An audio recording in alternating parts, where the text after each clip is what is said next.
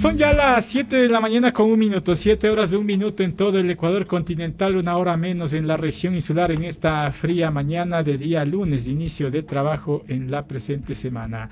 A esta hora damos la más cordial bienvenida a este estudio a Mauricio Alarcón, el analista de temas políticos, a quien le agradecemos por atender esta invitación. Mauricio, qué gusto tenerlo. ¿Cómo está usted? Buenos días. Buen día, Jorge, Ramiro, amigos de Radio América, siempre un gusto estar por acá. No se diga para analizar los hechos que han pasado en los últimos días, porque nuestra política y nuestra situación coyuntural nunca nos va a aburrir definitivamente. Ese es el término, no nos va a aburrir, mi querido Mauricio, y lo hemos invitado precisamente para hacer un análisis de esto y, como tú dices, solamente refiriéndonos a los últimos días. Tenemos amplio material y quiero empezar por la Asamblea Nacional, que no termina esa crisis que aparentemente iba a terminar con la salida de Guadalupe Llori de la presidencia del Legislativo, con una mayoría coyuntural entre UNES, es decir, correístas, Partido Social Cristiano, parte del Pachacuti denominados rebeldes y parte de los independientes. ¿Qué pasa en la Asamblea? ¿Por qué no termina esta crisis cuando se suponía con la salida de Llori iba a caminar las cosas muy bien, Mauricio? Jorge, la crisis legislativa no radica únicamente o no radicó únicamente en una presidenta incapaz de generar consensos y de viabilizar el trabajo legislativo. La crisis de la Asamblea Nacional radica desde el primer momento en la forma en que la Asamblea quedó constituida.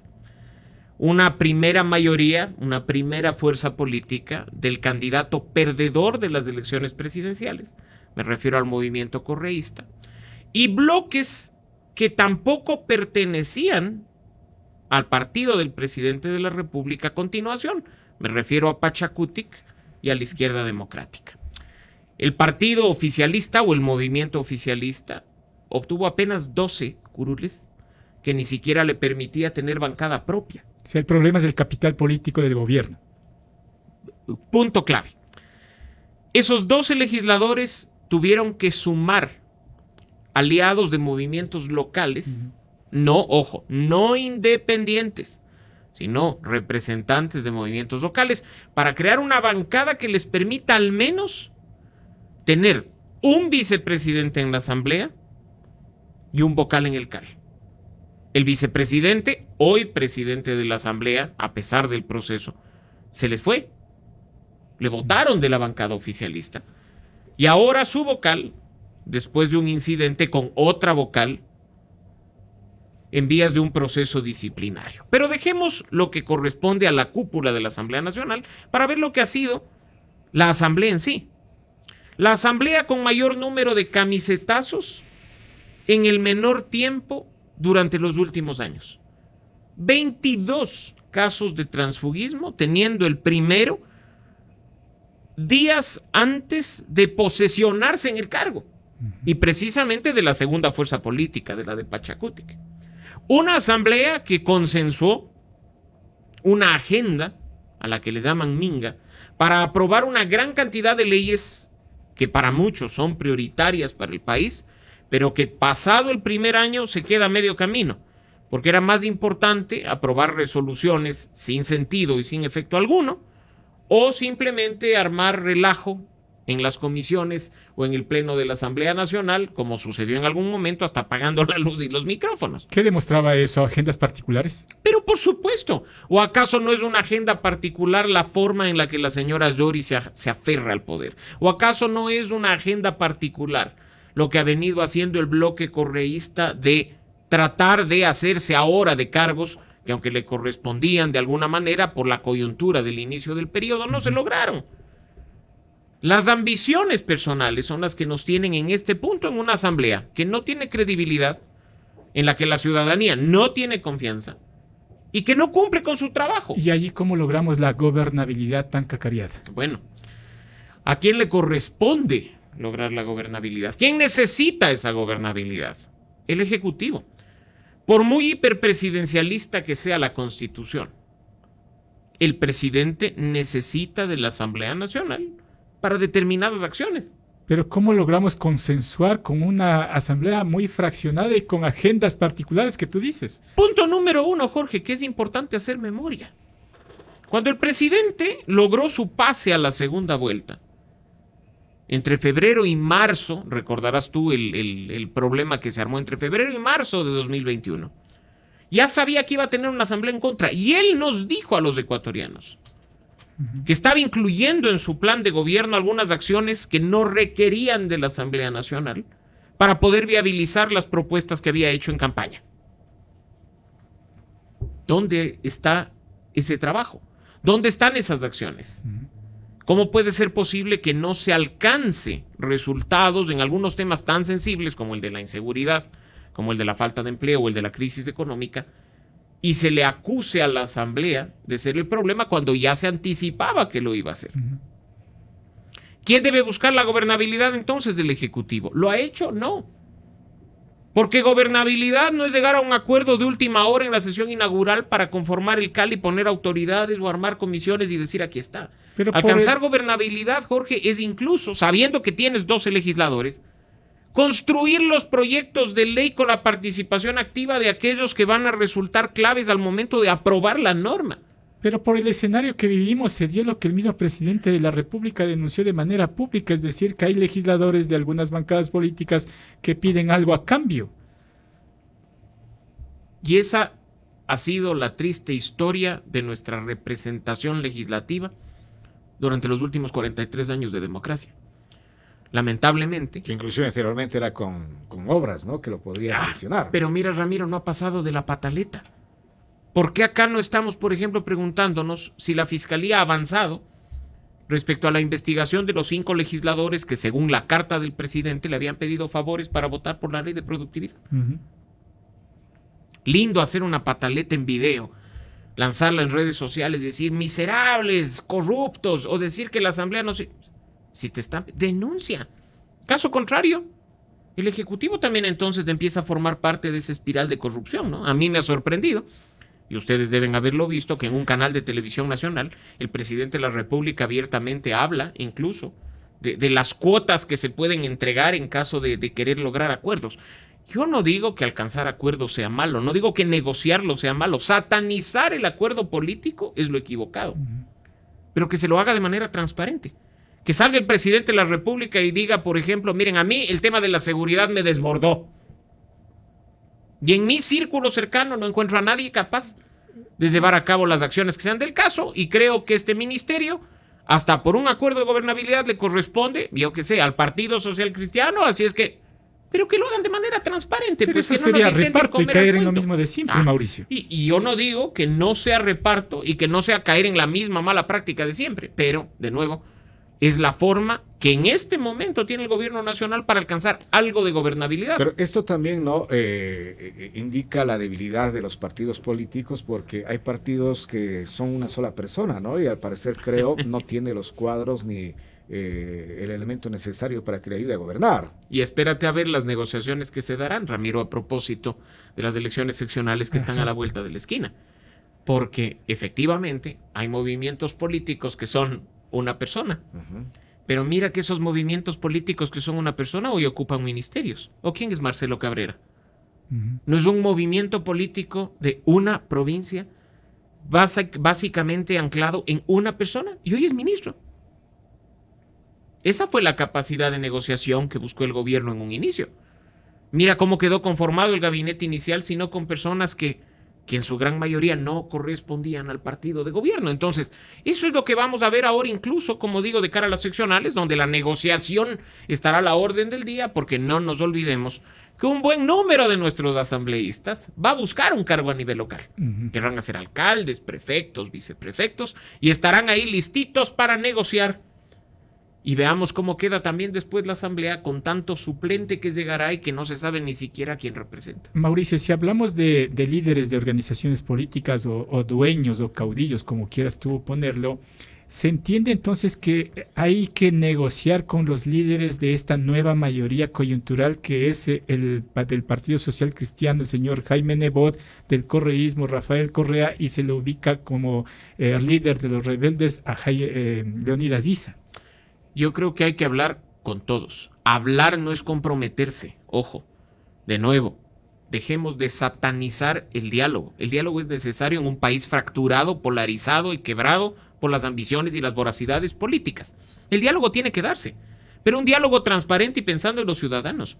Que a través de espacios como este conozcamos qué quiere cada quien, que no nos vengan en espacios de entrevistas a decir, no, yo no quiero nada más que la democracia y la gobernación. No, o sea, probablemente niños pequeños que no conocen de política se coman el cuento, pero quienes estamos ya involucrados en esto, que somos la gran mayoría de ecuatorianos, no nos comemos el cuento de que lo que está pasando en la Asamblea, por ejemplo, es una acción inofensiva, buscada para alcanzar gobernabilidad y diálogo de ninguna forma.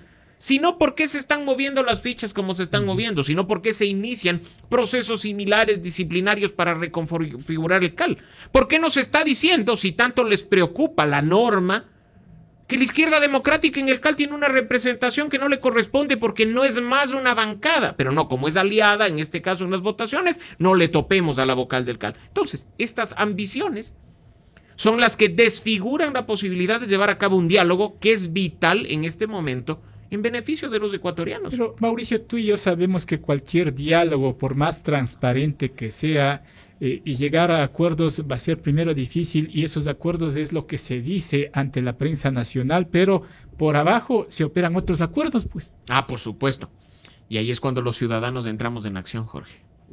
Porque si ustedes, como yo y como varios, no confían en sus políticos y en sus representantes, hay muchas herramientas en la Constitución que nos van a permitir llamarles la atención y decirles, acá nosotros con el voto no les dimos un cheque en blanco para que hagan lo que les dé la gana. Pero mira que los únicos que han activado ese tipo de herramientas son quienes hoy buscan la revocatoria de mandato del presidente y del vicepresidente. Aquí en Quito había un grupo que decía que a propósito de las amnistías mal otorgadas iba a iniciar un proceso revocatorio contra los asambleístas de Pichincha. ¿Dónde está el proceso? Yo creo que sí hay una crisis de representatividad dentro de este berenjenal político en el que nos han metido. Empecemos entonces por activarnos como ciudadanos. A nosotros nos corresponde hacernos respetar cuando los políticos nos pasan por encima. Pero esa revocatoria de mandato que establece la misma Carta Política de la República no es tan fácil y sencillo plasmarlo en la práctica como muchos piensan, Es Mauricio. más fácil para los legisladores, Jorge, que para el presidente de la República. Porque cuando establecieron la figura, que no es nueva, ya estaba en la Constitución del 98. Lo que sí hicieron en la de 2008 fue cambiar las condiciones para hacer un chiste de figura y blindar al presidente de la República, pero para las otras autoridades dejarlo viabilizado de una manera sensata. Mira que, por ejemplo, en Loja hubo éxito y revocaron el mandato a un alcalde. Y se han iniciado procesos que por una u otra razón no han prosperado, pero la herramienta es mucho más viable a nivel de legisladores.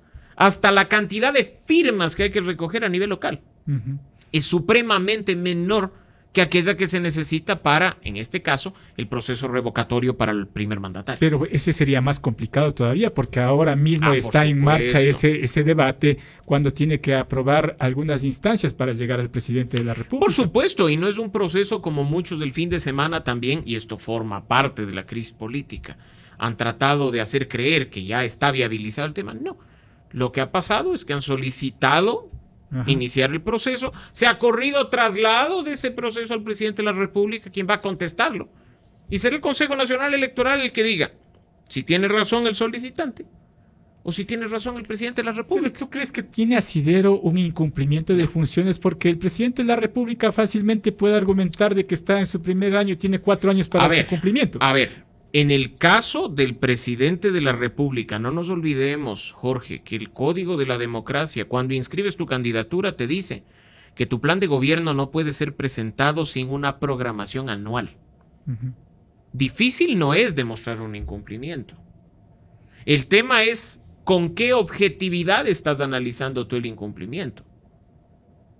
Porque ya has visto tú las discusiones que, por ejemplo, a propósito de las cifras de empleo, se maneja en este país.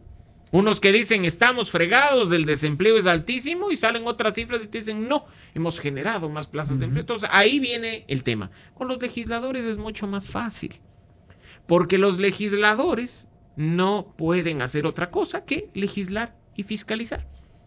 Y su plan de gobierno, al momento de inscribir su candidatura en lista, establece cuáles serán las prioridades.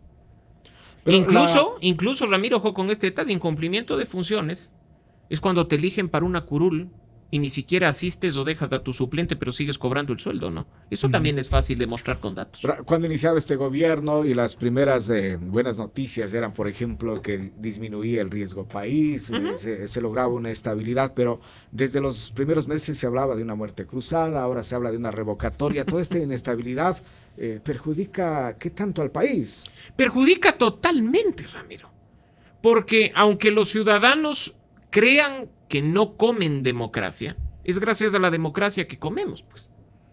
Y si tenemos una democracia inestable, en la que priman los intereses particulares, en la que hay pugnas permanentes por hacerse con un pedacito de poder, no hay posibilidad de viabilizar soluciones concretas a los problemas de la gente. En eso nos afecta, porque tenemos a un Consejo de la Judicatura que está peleando en este momento, en definitiva, quién es el más guapo, renuncia tú, renuncio yo, y aquí yo estoy haciendo bien y tú no. Mientras la justicia se cae a pedazos, mientras no se respetan plazos, mientras hay madres sufriendo por juicios en el caso de pensiones alimenticias, mientras hay personas padeciendo la lentitud en trámites de divorcio, mientras hay juicios paralizados, mientras hay procesos penales que mantienen a personas presuntamente inocentes en la cárcel con prisión preventiva. Pero no, aquí lo importante es si mi vocal es mi vocal o no es mi vocal en el Consejo de la Judicatura. Así nos impacta a los ciudadanos. Lo mismo pasa con la Asamblea. Mira que estamos en una situación muy crítica de inseguridad, muy crítica. Y una de las salidas que se encontró por parte de todos los actores políticos fue la ley de uso progresivo de la fuerza. Para apaciguar los ánimos. ¿Cuántos meses estuvo entrampada la discusión de esa norma? ¿Por aferrarse al cargo de la presidencia de la Asamblea? ¿Por querer llevar a cabo el proceso sin dejar incluir que sí, que no y que la... ¿Quién pierde? El país. Perdemos los ecuatorianos, que les elegimos al presidente, a los asambleístas y a las otras autoridades que vienen a ocupar cargos por poder derivado, para que nos representen y hagan algo en beneficio nuestro, no para que se sirvan de la política y de los recursos públicos. Mauricio, el clamor ciudadano ahora es que se vayan todos. Entonces la salida y que establece la misma carta política sería una muerte cruzada. Que se vayan todos para que vengan ¿quiénes? Esa es mi pregunta. Mientras los partidos políticos no superen la forma en la que actúan, mientras los partidos políticos no representen efectivamente a sus bases, mientras los ciudadanos no nos tomemos 5 minutos de nuestro tiempo para saber a quién estamos eligiendo y qué credenciales tiene, pueden irse todos cuantas veces sea posible y seguiremos teniendo a los mismos ocupando estos cargos. Han cambiado muy poco los actores políticos. ¿Es la primera vez que oímos de que se vayan todos, Jorge? No.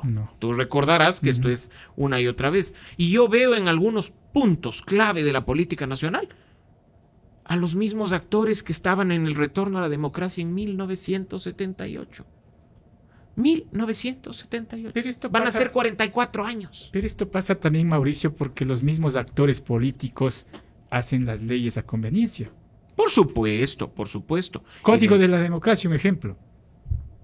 Y de nuevo, hay herramientas para que la ciudadanía actúe por cuenta propia. Yo creo que el que se vayan todos siempre será un reclamo legítimo de los ciudadanos. Pero yo creo que lo principal es ocupar el espacio que nos corresponde, hacernos respetar por estos representantes, que son cualquier cosa menos representantes, y marcar la cancha. Hay iniciativa popular normativa, Jorge, y yo sé que pasa por la Asamblea, pero caminos hay, pues, si la Asamblea Nacional y respeta lo que los ciudadanos están buscando, irse incluso a consultas populares. Pero mira que hasta las consultas populares, al igual que la muerte cruzada, como mencionaba Ramiro, han sido simples estrategias de ablandamiento político sin ningún resultado. La muerte cruzada fue el discurso del 2021. Muerte cruzada, lograron la reforma tributaria. Funcionó la reforma tributaria. Amenazando. Vino después el tema consulta popular, estamos junio, Y ahora te preguntan en el mismo Ejecutivo, ¿consulta qué? No, que habían ya preguntas listas, ¿no? Que el tema justicia estaba encaminado. ¿Para esto? Yo creo que, de nuevo, la mayor responsabilidad la tenemos nosotros, los ciudadanos. Hemos demostrado en más de una ocasión que cuando empiezan a jugar con nosotros tomamos cartas en el asunto y reaccionamos. ¿A dónde quieres llegar? ¿A una compulsión social? No, de ninguna forma. De nuevo, la Constitución, Jorge, tiene herramientas. Empecemos a marcar la cancha nosotros. Empecemos a no seguir la agenda que nos imponen los políticos. Pero alguien tiene que liderar esa ciudadanía. Sin duda alguna, que no sean los políticos, que sean movimientos ciudadanos. ¿Y eso no se avisora en el corto plazo, o sí? Pero te estoy poniendo el ejemplo de lo que ha pasado aquí en Pichincha. A propósito, nos dijeron lo de la revocatoria de los legisladores. Probablemente sí. Actores políticos, pero no partidistas, quedó ahí. Entonces, hay que buscar la forma de hacerlo. Hay que buscar la forma de impulsar consultas populares. Ya no solo sobre los temas de medio ambiente o los temas de minería, sino sobre temas políticos importantes y trascendentales para el país. Y esa ha sido la debilidad del país, de poder organizarse desde la sociedad civil y siempre esperando a líderes que han estado vinculados a la política. Y siempre esperando a que se derrame el vaso para que ocurra esa convulsión social que tenemos que evitar. Porque acá no estamos para desestabilizar gobiernos o para destituir presidentes, no. Acá estamos para, sobre la base constitucional, ser ciudadanos. Y eso es algo que lamentablemente nos cuesta, pero que en algún momento tenemos que hacerlo, Jorge y amigos, porque si dejamos todo en manos de los políticos, he aquí el resultado. Se acercan elecciones seccionales, como tú ya referías. ¿Cuál es la clave del éxito, mi estimado Mauricio? Porque las personas se conectan con este servicio informativo y dicen, ¿cómo hacemos para evitar a los mismos de siempre si aparecen con nuevos rostros, con nuevas propuestas, nos engañan? ¿Cómo hacemos para evitar eso? Vamos por partes. Punto número 1, por ejemplo, pensando en las elecciones seccionales. Conozca a su candidato. En este país cualquier persona puede ser candidato. Nuestra Constitución dice que si usted tiene 18 años, está en goce de los derechos de participación y tiene padrino político, puede correr. Alcalde, prefecto, concejal. Conozca a su candidato. Muchas iniciativas en medios de comunicación y en la ciudadanía le entregan información respecto a quién, por ejemplo, está buscando la alcaldía de Quito. Y usted evalúe esa información antes de tomar la decisión, que no le gane el corazoncito. Pero nosotros somos noveleros. Pero ahí viene el punto. Ahí viene el punto. Recuerda lo que pasó en las últimas elecciones seccionales. Pero Jorge, si somos noveleros, asumamos la consecuencia de serlo. Porque es muy fácil para quienes nos quejamos de la Asamblea Nacional quedarnos ahí en la queja. Ajá. Pero ¿quiénes pusimos pues a esos 137 señores en sus curules?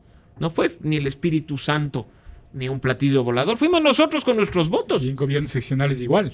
Algunos votamos y nuestros representantes no fueron electos, otros votamos y sentimos que hay uno que otro de nuestros representantes electos que hace un buen trabajo. La gran mayoría creo que no. Pero son nuestros votos los que permiten a estas personas acceder al poder. Y por último, si usted tiene una lista de candidatos y ninguno de ellos le representa o ninguna de sus hojas de vida le gusta, aunque muchas veces a mí me digan que no, y lo hemos analizado en espacios previos a las elecciones contigo, Jorge, contigo, Ramiro, el voto nulo siempre será una opción. Yo he votado nulo. Pero cuando tú no sientas que la gente te representa, vota nulo. Pero eso no resulta al final irresponsable. No, porque el voto nulo es un voto rechazo. Y hay una regla. Alguien gana, como dice Ramiro, Mauricio. Sí, pero la legitimidad tiene que construirse de otra forma. Y por supuesto, si al final alguien gana y un voto nulo hace una fuerza, pero se queda ahí en el proceso electoral y nada más, bastará 10% de los votos para llegar a la alcaldía. Tuvimos un alcalde con ilegitimidad. Y ahí viene el punto. El ciudadano que cree que vivir en democracia es únicamente votar en elecciones está equivocado. Porque la democracia representativa, que es ir cada 2 o cada 4 años a depositar un papelito en una urna, es apenas una parte entre elección y elección. Hay todo un proceso de participación y de democracia participativa que lamentablemente durante todo este tiempo no hemos activado de manera muy débil. ¿Por qué? Voy a citar un caso. Sí, probablemente ganen a pesar de los votos nulos, pero si la gente que vota nulo como voto rechazo se organiza para entre elección y elección, ocupar espacios por la vía directa, hacerse sentir a través de la vigilancia ciudadana, el control social o el acompañamiento a las autoridades, les aseguro que a la siguiente elección algunos se pensarán bien antes de postularse y simplemente mostrar su mejor sonrisa para engañar a los ecuatorianos. Nos quedó tiempo cortito para el análisis, pero que se repita.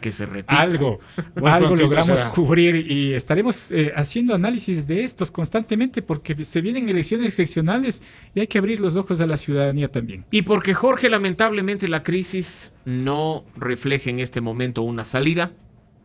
Queda mucho por atender en el sector justicia, en el sector legislativo, en el ejecutivo, y creo que hay que hacer una discusión lo más amplia, lo más profunda, para que sean los ciudadanos los que con nuestro análisis saquen sus propias conclusiones. Gracias, mi estimado Mauricio, muy amable. Mauricio Alarcón, analista de temas políticos. Vamos a la pausa.